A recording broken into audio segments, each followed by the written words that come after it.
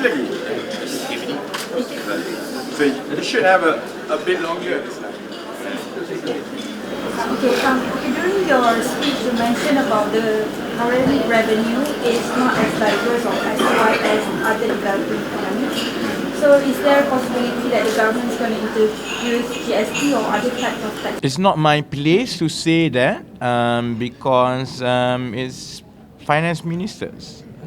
But of course, I'm sure our job here at the economic ministry is to provide possibilities and, as I said, scenarios as well as some planning and some projections.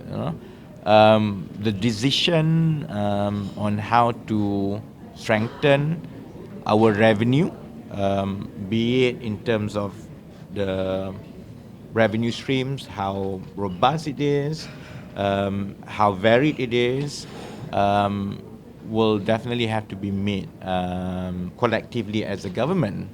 But I think it is also open knowledge that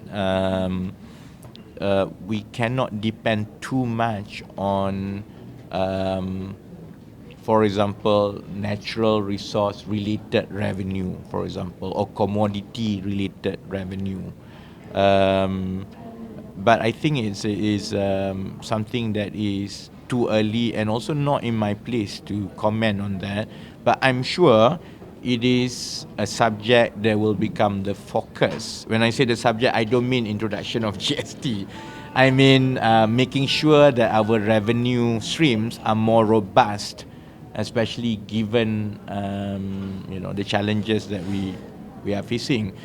And as I mentioned in my speech, we hope to be a lot more creative and innovative, not just in terms of the makeup of the economy, but also, I suppose, in terms of how we approach all these so-called structural economic questions.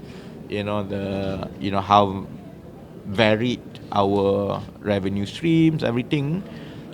We hope to be able to see from different angles. So that's why I think tax or taxation alone may not be the only angle that we look for.